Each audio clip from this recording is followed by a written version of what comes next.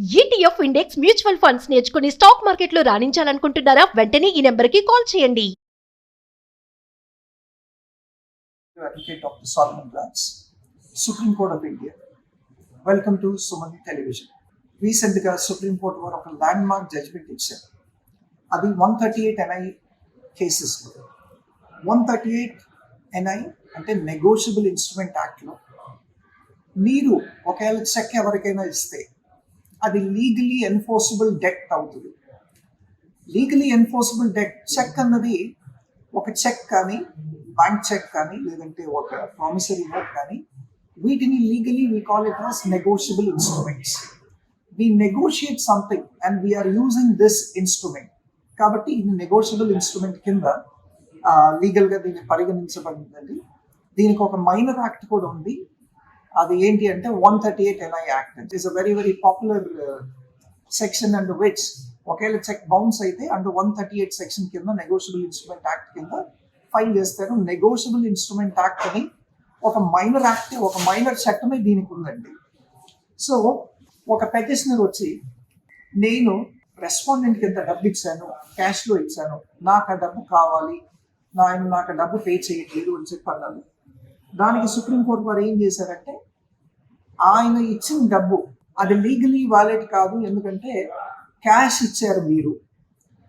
ఇప్పుడు as per section 271D of the income tax act ఏంటి అంటే any transaction made above ₹20,000 should always be through the cheque or a bank transaction అని చెప్పి section 271 of the IT act చెప్తుందండి. So Supreme Court వారు ఏం చేశారంటే ఈయన పెటిషన్ డిస్మిస్ చేశారు. ఏంటి అంటే ఆ ట్రాన్సాక్షన్ అనేది ఇల్లీగల్ కాదు, but it is not a legally enforceable debt అని చెప్పి కూడా సుప్రీంకోర్టు వారు ఆ పెటిషన్ డిస్మిస్ చేయడం జరుగుతుందండి. అంటే ఏంటి, ఈయన ఇచ్చిన డబ్బుకి ఇంకా విలువ లేదా అంటే ఈయన section 271D of IT act ప్రకారం 20,000 అబౌవ్ క్యాష్ ఇచ్చాడు, చెక్ ఇవ్వలేదు, చెక్ త్రూ చెక్ ఇవ్వలేదు కాబట్టి అది లీగలీ ఎన్ఫోర్సబుల్ డెట్ అవ్వకపోతే మరి అది ఇల్లీగల్ డెట్ అవుతుందా?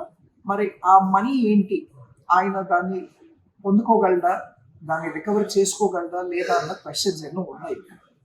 కానీ ఇక్కడ సుప్రీంకోర్టు వారు డిస్మిస్ చేస్తూ ఏమన్నారంటే you have not complied with section 271D of the information technology income tax act, కాబట్టి it is not a legally enforceable debt.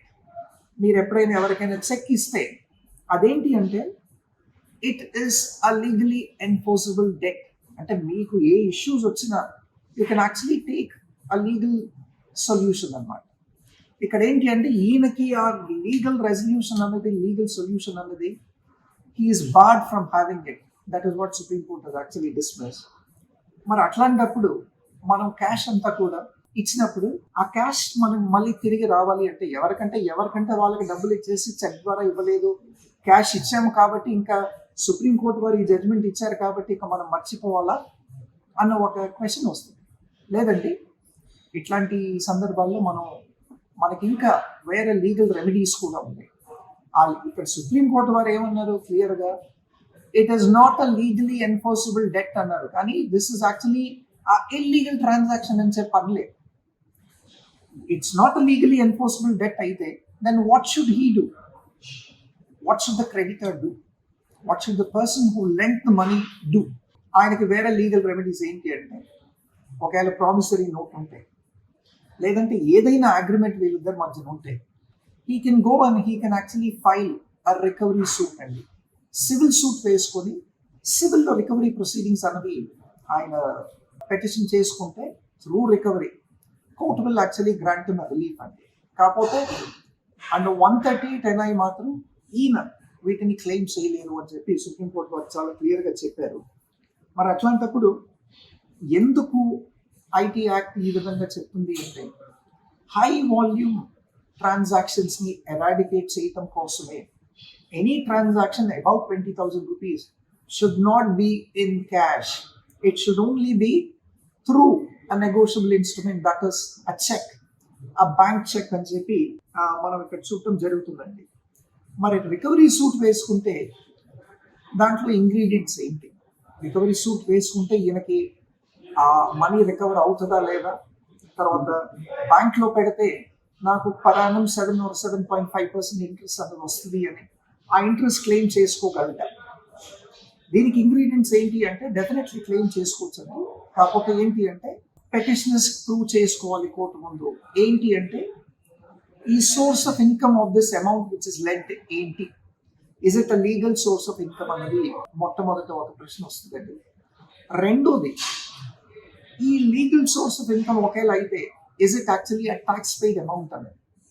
ఈ పర్టికులర్ అమౌంట్ మీ బ్యాంక్ స్టేట్మెంట్లో రిఫ్లెక్ట్ అవ్వాలి. ఈ పర్టికులర్ అమౌంట్ మీరు ఐటీ రిటర్న్స్ పే చేసి ఉండాలి. So these are the criterias అండి. ఇవి కనుక మీరు ప్రూవ్ చేసుకుంటే తర్వాత ఇది లీగలీ ఎన్ఫోర్సబుల్ డెట్ అని మనం చెప్పడానికి ఏంటి అంటే సివిల్ కోర్టులో కూడా ఏదైనా ఇద్దరి మధ్యన మానిటరీ ట్రాన్సాక్షన్ ఉండాలి. ఫర్ ఎగ్జాంపుల్ ఒక మెమరాండమ్ ఆఫ్ అండర్స్టాండింగ్ అని లేదంటే ఎనీ సార్ట్ ఆఫ్ అగ్రిమెంట్ ఇచ్చి పుచ్చుకున్నట్టు it should be supporting to the cheque what you file for recovery or to the promissory note what you file for recovery అండి. ఒక stamp paper, non judicial stamp paper పైన లేదంటే దేనిపైన రాసుకొని ఒక agreement కూడా సపోర్ట్ చేయాలి. అప్పుడే లీగలీ ఎన్ఫోర్సబుల్ డెట్ అని మీరు ప్రూవ్ చేయగలరు. అప్పుడు you can actually recover this kind of amounts అండి. కేవలం సుప్రీంకోర్టు వారు ఈ జడ్జ్మెంట్ ఇచ్చారు కదా అని చెప్పి అందరు నిరాశ చెందాల్సిన పని లేదు. మీకు వేరే లీగల్ సొల్యూషన్స్, లీగల్ రెమెడీస్ కూడా ఉన్నాయి.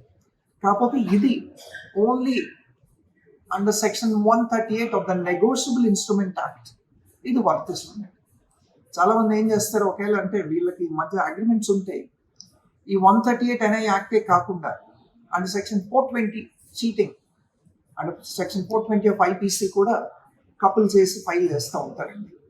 సో నిరాశ చెందాల్సిన పని ఏమీ లేదు. You still have a lot of other legal remedies to claim your amount. Thank you.